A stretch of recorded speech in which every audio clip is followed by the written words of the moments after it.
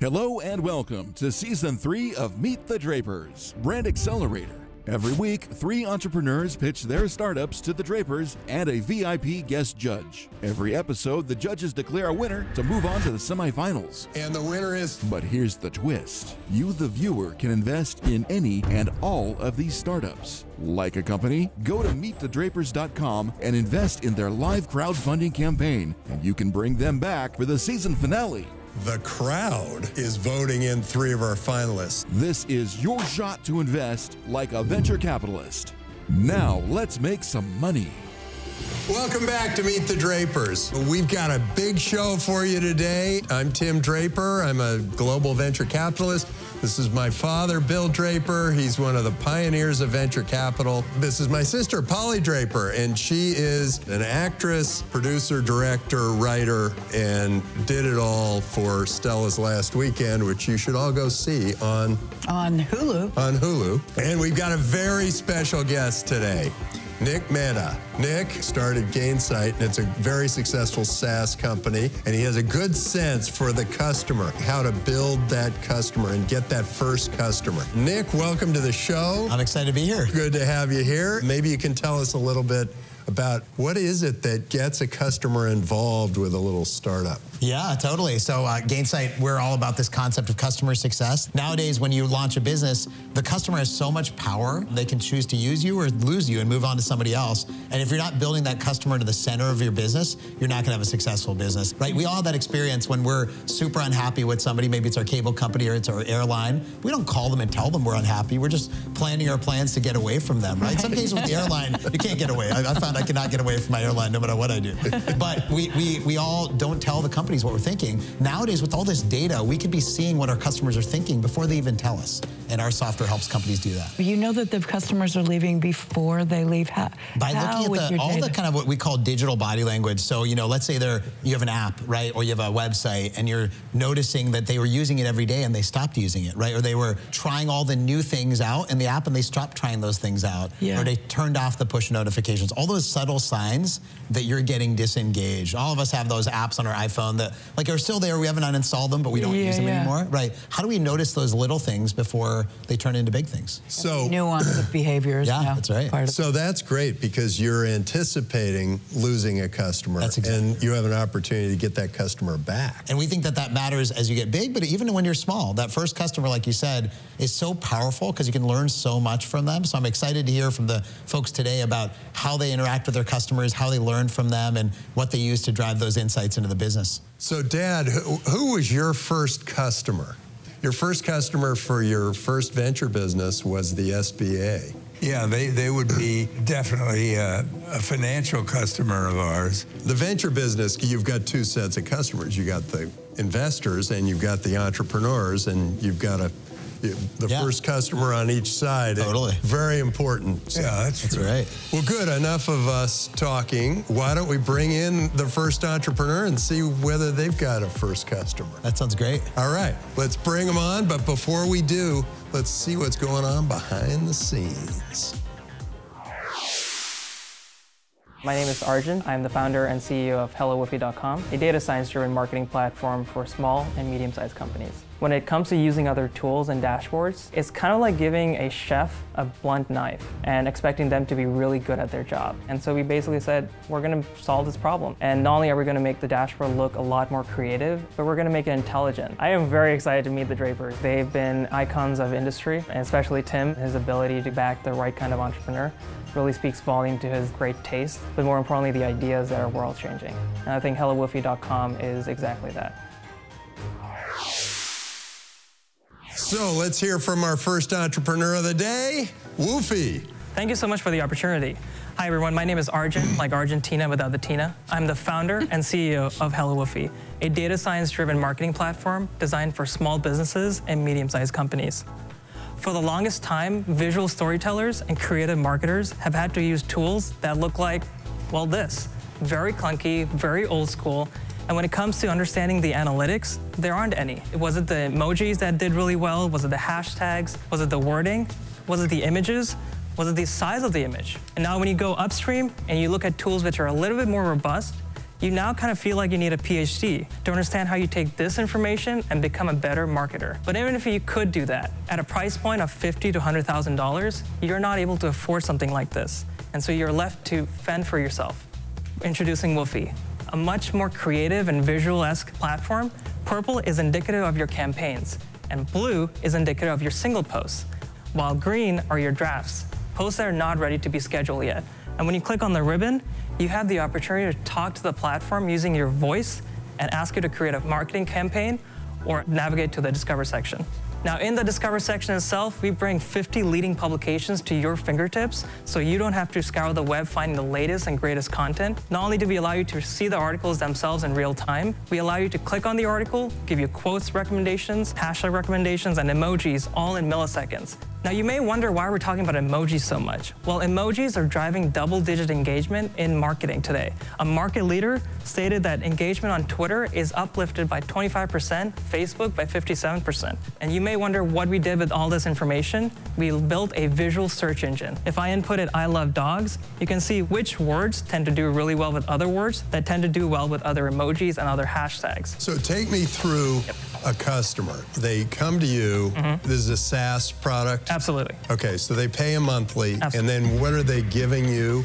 What data are they giving you, and then what are they getting back? Well, all they have to do is connect their social media accounts, and we take care of the rest. They tag all their social media, and then you come up with a report that has various emojis. Well, in the report, as well as when you're coming up with the content itself and you're about to schedule it out, in that field itself, we're giving you recommendations. Oh, you're giving recommendations saying use these words Absolutely. and these emojis, Yes. and more people will come. This feels like the autocomplete in iMessage, except it actually works properly. Or Gmail.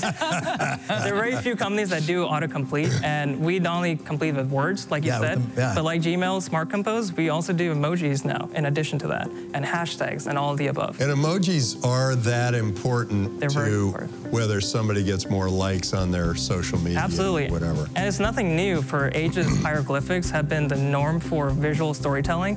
We're taking the new version of visual storytelling and bringing it to marketers. It's an opportunity to compete against people and companies that have unlimited budgets, but when it comes to small business or the medium-sized companies, they have to fend for themselves, and this is an opportunity to give them the power back. So you can help us look really hip on social media by having the right emojis. Huh? Absolutely. This is amazing. I have discount codes for all of you. Yeah. So you don't create your own emojis. You just tell people what the best emojis to use are? And I don't know if you knew this, but there are over 2,800 emojis that we go through in real time as you're typing and give you the recommendations. Now, for a small business owner, that's a lot of grunt work. And for a medium-sized company, even then, it's a lot of grunt work. And so you're left in a situation where either you use it or you don't. And you get this data from all of your customers, and then you aggregate it? That is a component that we're looking into in the future, so we can compete with the Nielsen's and the Forresters of the world and give you real-time analytics and information. But we actually are looking at conversations happening every day in real time, and we're using that data. And so we've been able to amass 35 million conversations and come up with the ability to autocomplete based off that. So it's not your ego or my opinion, it's based on data, and giving that data to a small business owner. Can you talk about some of the customers you talked to that influenced your thinking on this? Like, who inspired you? Absolutely. We've been talking to small businesses all over the country, all over the world. And the interesting thing is, if you're a small business owner that doesn't speak English as a first language, we found a niche to go after them in terms of helping them complete and have confidence when it comes to copy overall. And so we've been talking to them, and we want to help people in South Africa, in Serbia, not only the US, but be able to compete globally. So what's your background? Great question. So I've been an entrepreneur since I was 16. I've started a couple of companies. My last venture-backed company was actually in college. We raised from the first investors in Pinterest, Facebook, and Twitter. But this company, we have Peter Thiel's Scout Venture invested as well as one of the largest. Wait, in Woofy or in the one before? In Woofy, through 1517 Fund. So what happened to the companies before? The last company that I did was a visual collaboration company for agencies. Unfortunately, we were just too early. This was before iPad Pro and the Surface Pro came out, and we believed that tablets would become bigger and cheaper, and they did. Unfortunately, 2 years after, we ended up running out of cash. But learned a lot. I was still in college, and the company before that was an agency, a social media agency. And I felt the pain as a small business owner when I wanted to compete with bigger agencies, and I couldn't get to that point from a pricing or technology standpoint. And so when I started this company, I wanted to help people all over the world. So we launched about 5 weeks ago. We have 30 customers that are paying. We have Great. How much do they pay? They're paying anywhere from $5 to $50 a month, and that was only because they came in at different price points. It's kind of what I was thinking. I was thinking we have an influencer in our family. I think she would look at this and say, well, I do it, but maybe $5 a month, maybe $10 a month, but I'm not sure that she'd go as high as $100 or $1,000 a month. Is this market big enough? Because this is really, you're selling to influencers mostly, right? Influencers are people who just want to get more out of their marketing because they understand leads come in from that, and they want to be better at it.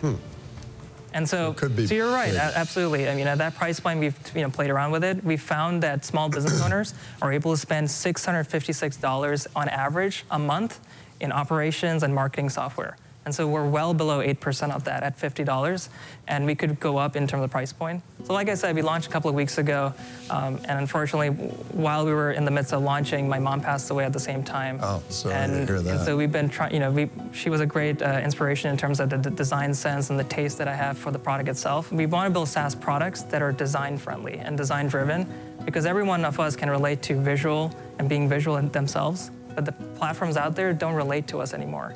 Terrific. Well, thanks for coming in to meet the Drapers. Thank you very much. This was great fun. Very interesting. All right, thank you. Terrific. Awesome. I think it went really well. I answered all the questions they had. They really liked the emojis part of things in terms of being able to use data science to contextually figure out what will do really well. And I think that in and of itself is a good sense of validation that we're onto something. So if you're a small business owner out there or a medium-sized company and you're really feeling the time suck that goes into social media marketing and management, we'd love to hear from you, get your feedback on the product. And if there's any way we can help you using data science, we'd love to work with you. So we welcome questions, we welcome feedback. We just want to help every entrepreneur and every business owner have a fighting chance in this categorically new platform we built called HelloWoofy.com. So what did we all think of Woofy? What did you think? You can vote for them, you can invest in them, but now we can't really hear you.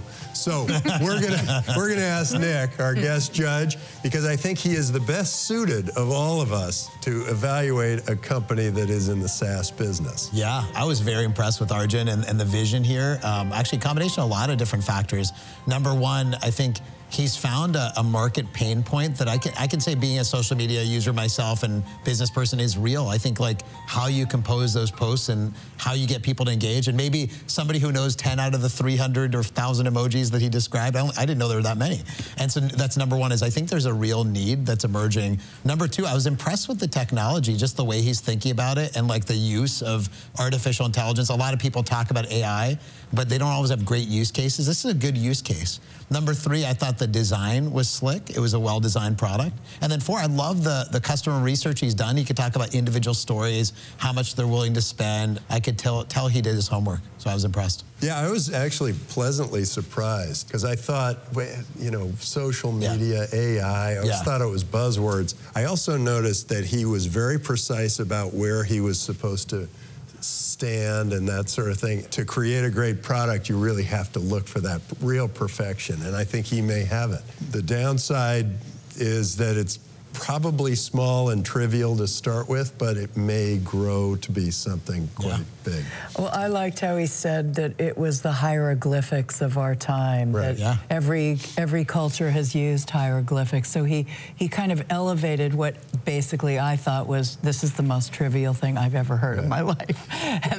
But then he basically was saying, no, this is storytelling. This is how we do it, and this is the way to reach the most people. The premise is a big question to me. If I put more emojis in the startup hero, would it sell more? If I put more emojis in my Medium articles, would they be more upvote? Yeah. I don't know that that's true, but I'm going to try. Yeah, I think it's probably true. You know, generations, the way they talk, and it changes every generation, right? The way we talk versus the previous generation. So emojis are clearly part of the lingua franca. But don't emojis change all the time? Is that why? That's why he can help a lot. Yeah, there's so many emojis that are. And there's an emoji for almost every word now. Is it? So you can type in a word and then the emoji is an option. Dad, what do you think? Startup game, all in emojis. I would like him selling the startup game. He's a very impressive guy, and I'm all for it. So we've seen our first entrepreneur. Let's bring on our next entrepreneur. But before we do, let's see what's going on behind the scenes. Kimberly Carney, Fashwire. We're recognized as the Tinder for fashion. We're a multi-brand marketplace with 200 designers from 25 plus countries. I knew that we didn't want to be just another fashion company. I really wanted us to be known as tech, because tech is actually my background. So I started putting us in TechCrunch, Shop Talk, and all over the world. We were at a Shop Talk in Copenhagen, and Google found us. And in 2018, when we soft launched with a partnership with them, and we were able to do a press release. And I thought, okay, there's some credibility to this. Then I hired the designer relations person out of the industry, and it just went from there. I'm very excited. I've done my research, and it's an honor to be able to present in front of them and show them what we're doing in fashion tech. So let's bring on our next entrepreneur, Fashwire. Give us your pitch. Well, first, thank you for having me. I'm super grateful to be here. Recognized as a Tinder for fashion, Fashwire is a multi-brand global platform with 200 designers from 25 countries. I'll take you a step back. I've owned a store, a special boutique for the last 14 years. I found this need for all these brands to want to be in my store, but I had to carry the major brands to keep my profit going. I thought, given I had a tech background, there's got to be a digital platform to put these brands on. I hired a developer. He gave me a platform to go and cold walk the shows and show the designers to get that market research, because nobody was doing this. Got the feedback, realized that this developer wasn't going to take me to market. Had to do that entrepreneur thing where you have to start over and realize you have to do new code and everything. I found our new developer, brought my advisory board team into a meeting, and we sticky boarded how this could look. And we now have this swipe right, swipe left technology that gives that instant data and feedback to the designers to show them what's resonating with consumers in real time. At first you outsourced, then you brought it in. I still have an outsourced developer. Oh, you do? I do have, it's a small boutique firm out of New York, but they're a true partner. They're fantastic. Entrepreneurs out there, make sure that when you outsource, you look at them as real partners and make sure that they're there for the long haul. And do your due diligence. And do your diligence, yes. So what you're doing is you do a Tinder for all sorts of fashionable products, right? So a designer puts it up on your site. They give us their collections. We are currently putting them up on the back end for us, so I have content people working for me that get their collections up. We have about a 2-day turnaround for them. And then it helps you as a retailer.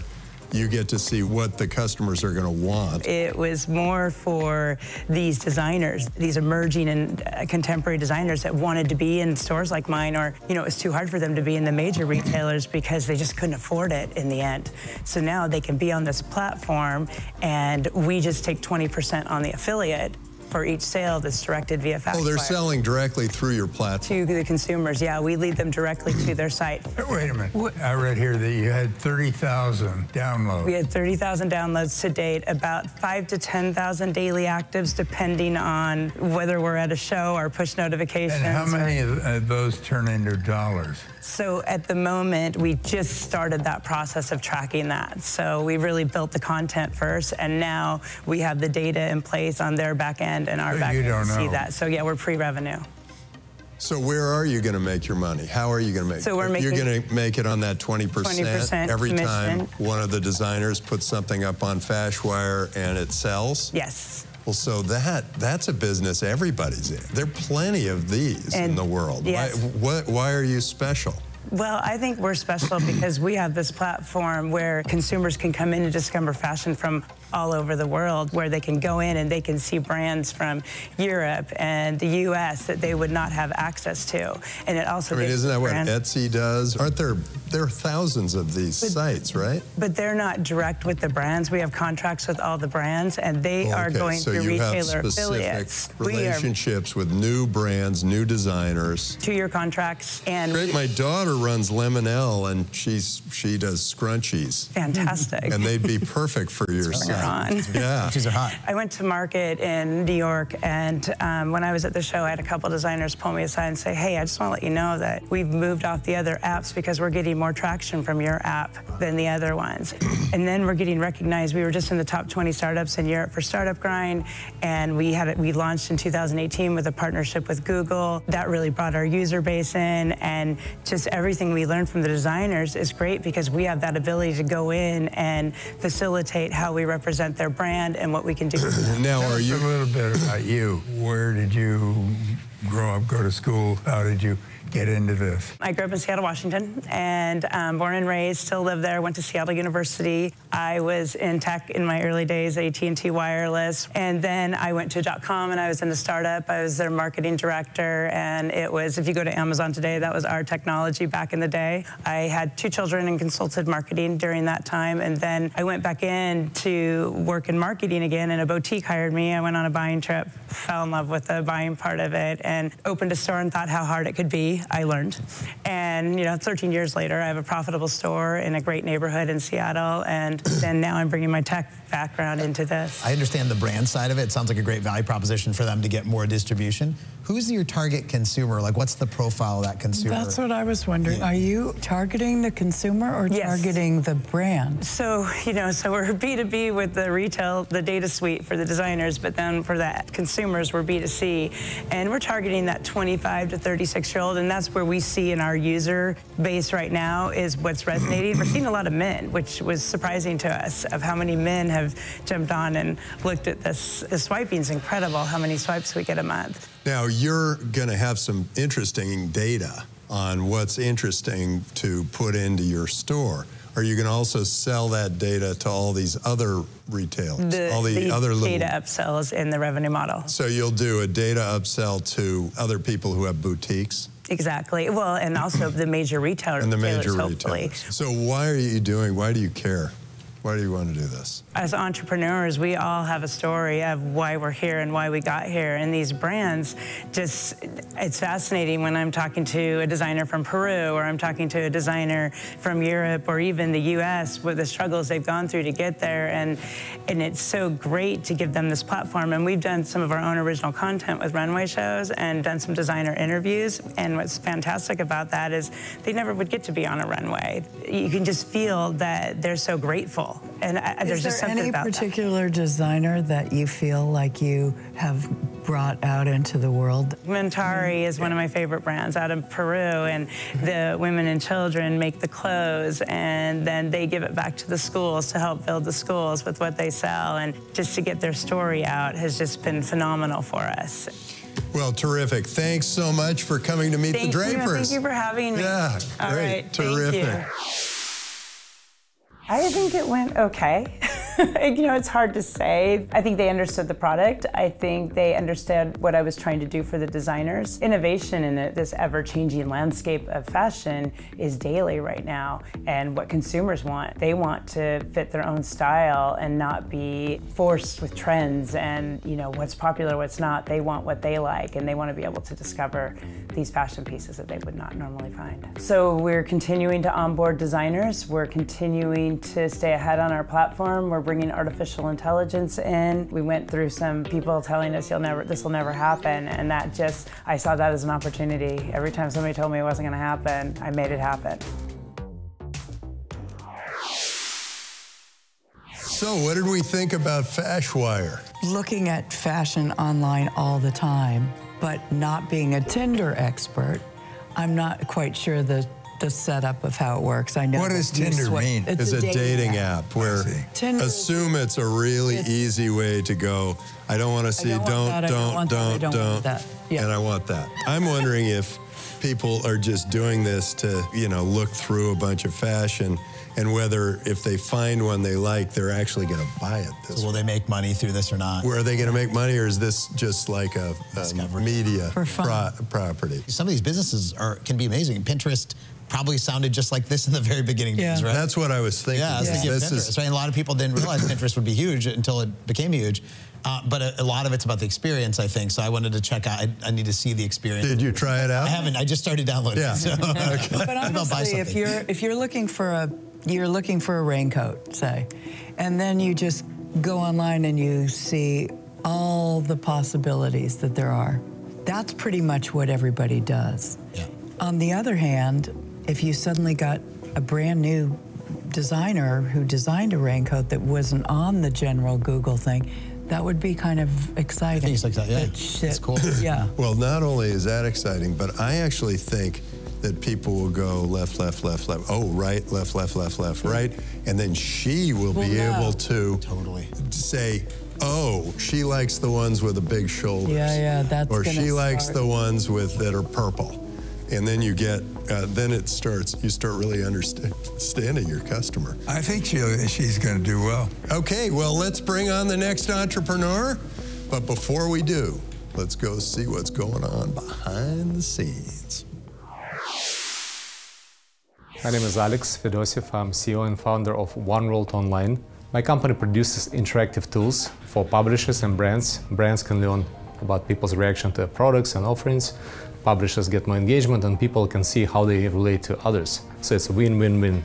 Tim Draper is quite a known person around the Silicon Valley.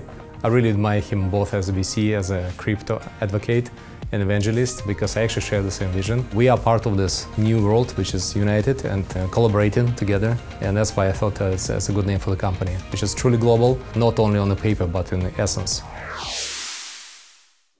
Welcome to Meet the Drapers. Please give us your pitch. Digital media is a really weird state. Publishers, end users, advertisers, nobody's happy. Why? Advertisers go to publishers and place the advertisement, but the fill rate is only 60%. So 40% is wasted. They're losing revenue and they're not recovering from it. Also, retention is suffering. People leaving to Facebook and social media, not coming back. If you look from the end user perspective, it's sometimes pretty bad as well. You'll go to traditional sites, too much advertising, content is all messed up, experience is pretty bad. And no incentives. No matter what you do, how you engage, you get nothing. On the other side, advertisers are not happy either because the return on investment, the conversion rates, the CTRs, as we call them, are pretty low. So what's the solution and why 1World matters? We produce modules which are really easy to integrate into any site, which contain relevant poll, questions, quizzes, trivia, debates, all kind of interactive content, which is also accompanied by the relevant advertising. Matches the article and matches the question. So as a result, you can see it's a media unit which provides much more organic experience. Article, contextual poll, and contextual ad.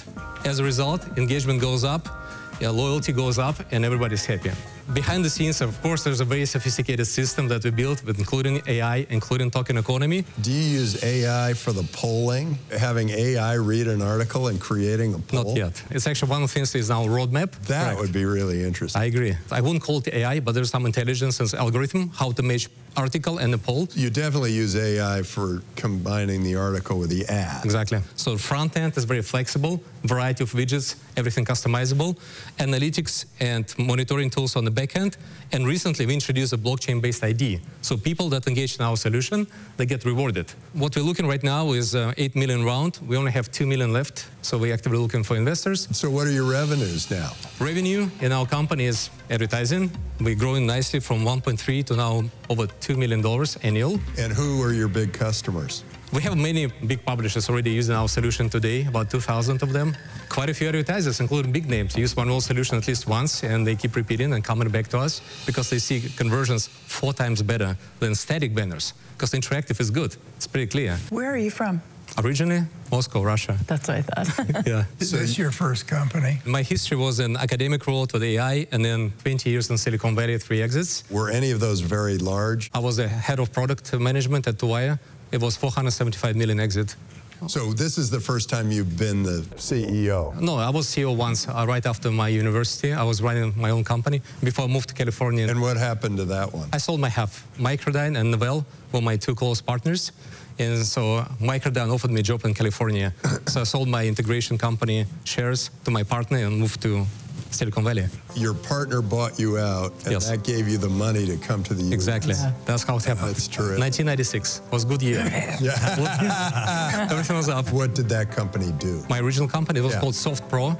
It existed for 4 years. We started doing software development based on the system called Iris. I'm not sure if anybody remembers, it was a popular in the 1990s. Yeah, so we created applications based on Iris, but then later I realized that this is only part of what people need. People need solutions. Who else is with you in your company? Our team is here in Silicon Valley, all the business folks. We have an operations center in Wichita, Kansas. And Eastern Europe is our engineering team, plus many advisors around the world. Is blockchain kind of an add-on that you've added recently? Because since you've been doing this for a while, I'm curious how it fits in. Yeah, good question. We integrated blockchain in 2016, before the hype. Actually, my very good friend running Crypto Valley technical group in Zug, Switzerland. So he came to me and said, media is important for blockchain. Let's not do just IoT and fintech. Let's bring blockchain to media. So the idea originally was to create a loyalty program. So instead of traditional points, which are virtual objects, put some real tokens. So in our case, blockchain is needed because that's how wallets are working. When people, first they act as anonymous participants, but as soon as they want to convert their points to real tokens, they have to register. And we give them a wallet. So it's all linked to real blockchain ID at this moment. So it is needed for real. And what's the valuation of the $8 million that you're raising now? It's 18 million pre-money, 26 post. That's great. Great. Well, thank you so much for coming to Meet the Drapers. Appreciate it. Yeah, great to meet you. All the best to you. That was great. I love the reaction and the feedback. Many people trying to combine blockchain and advertising, but having a robust token economy with real asset-backed token is very unique. I just didn't emphasize it well enough. The reason why I should invest in 1World is, number one, because we have a mature product on the market that works today. We have big names, especially big publishers using it already. We have robust business model, and the team has a DNA to bring it all the way to next level. Investors definitely can see the exit already, because this type of companies with this type of growth become an object of interest from big players, and we're already enjoying some of it. So, what did everyone think of 1World? And remember, you viewers, you have an opportunity to invest or vote for 1World if you feel like doing that, and that's unique to our show. Very impressive entrepreneur, and has got a really great story overall, and I think an interesting business. The valuation and sort of versus, let's say, where they are in advertising, which is, I think, a tough area to make money in. That's a little bit more challenging from my perspective. The question I had was like, is there something new here? Because he's been doing this, sounds like, for several years. What's really changed? So I think I have a hard time getting my head around the valuation. Well, he's raising $8 million, and he's got most of it, apparently. Yeah. So the valuation must be justified by the market. The world believes that's worth something, worth $18 million. I agree with you. I wasn't quite clear on what he brought that was different from other kind of internet advertising. Someone sent me a recipe for pickles, and the next day I had about 5 different ads for pickles. So I know that somewhere, somehow, people have been able to get to me already. So I wasn't, was the blockchain the only difference, the fact that he's doing it with blockchain? Well, they are linking the article with the ad directly. So they're linking the ad right at that time and the questionnaire. The thing that was interesting to me was the thing he hasn't done yet, which is to make artificial intelligence create the poll based on reading the article. That was an interesting idea. I thought that would be very interesting. Dad, what'd you think? I like him. I would put him in a category of a successful entrepreneur. I didn't really understand quite what he was doing in the service that he was delivering. Maybe he didn't tell it well, or maybe it really isn't there. I'm not sure. I thought he was great, but maybe as a salesperson or product person, I thought he was very likable, wonderful. What a day. That was fantastic. Amazing company. We had a really good selection this time. So what we'll do now, what I'd like everybody to do, is pick their winner. Did you like 1World? Did you like Woofy? Or did you like Fashwire? I like the emoji one. That was my favorite. He's always writing with emoji. It was good balance. It's a growing field. You like the guy. And I like the guy. I'm writing down my page. I'm writing down fist bump, smiley face, and applause emojis. Woofy for me, for sure. It's the full package of compelling story, clear articulation of the vision, neat technology, good design. I don't know if it's going to be giant or not. The future will tell, but it feels like he's going to make some progress. I'm going to vote for what's it called? Fashwire. Fashwire. Just because that's the one I would most like to see. I don't care about emojis, and I hate all the advertising that comes in my iPhone. But I love looking at new designers. So turns out that's advertising too. Yeah, right. Good point. Well, I'd say advertising, kind of advertising. That's the one I like. Fun advertising. That's the one I like. So it's where my love is. Okay, well, so we're going to have to bring them in, and I'll channel the crystal ball, and we'll come up with a winner. Bring them on. The time has come. We have 3 really, really top entrepreneurs that have come to us and given us these amazing presentations, and we've got to decide which one moves to the semifinals. It's a tough one. In fact, all 3 of you were completely in the running. This was a really, really tough decision. And the judges gave me all sorts of good vibe, but I don't know which way to go, so I'm going to have to consult the crystal ball. But before I do, I'd like to tell you what the judges have come up with here. Woofy. By the way, I love the t-shirt. It's good to promote what you got. We thought it had incredible uniqueness. I don't know anybody else is doing AI for emojis. It's got its own thing. Might be a nice wedge into a marketplace. Might be trivial, not sure. Your premise is that the emojis outperform no emojis. And as long as that's true, I think you're onto something really big. 1World. You are an incredible entrepreneur. We could see it. You know how to sell. You know exactly where you're going. The business is good. You've already got $2 million in revenues. The biggest concern with you is there is a lot of competition out there. A lot of people putting together advertising in the blockchain. And not too many have figured out how to create a questionnaire alongside of it. And that's not automated yet, but it might end up being something quite unique. So that we thought was quite unique. And Fashwire, at first we sort of thought this is another little spot in the dark, what's going on, but it's very possible that Fashwire could end up being the equivalent of Pinterest. People will start having a lot of fun with this thing, but it's very easy to create a Tinder for fashion. So somebody else sees it, they're going to jump on it, and you'll have a lot of competition.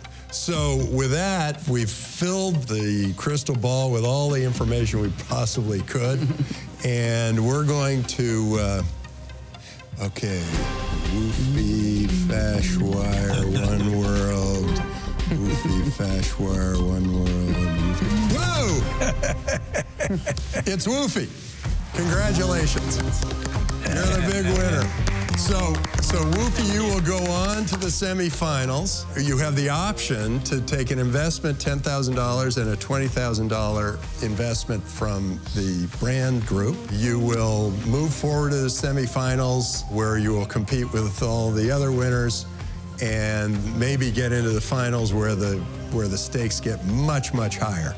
And what's good news for both of you is the crowdfunding is still alive, and the viewers can move you up to the semifinals and finals themselves. So we're just one set of judges. The viewers are the other set of judges, and so you could potentially move up too. And it was really close. So my guess is the viewers might go a different way. So it was a great pleasure to have all of you. And so here's what we do. We gather together. And for all the rest of you, all you viewers, we'll see you next week on Meet the Drapers! When Satoshi Nakamoto made a token. Nick, I want to welcome you to the family. We adopt all of our guest judges as future Drapers, And so Nick is now Nick Mehta, used to be Nick Mehta, now it's Nick Draper. Or maybe Mehta Draper, or we'll do a dash or something. But anyway, you are an honorary Draper. We are thrilled to have you in the family. Welcome to the family. Do I get the eyebrow power now? Actually, all you need to do is just exercise the eyebrows and you'll be good. Block is lost or unclaimed. World is rock, Baker, shock,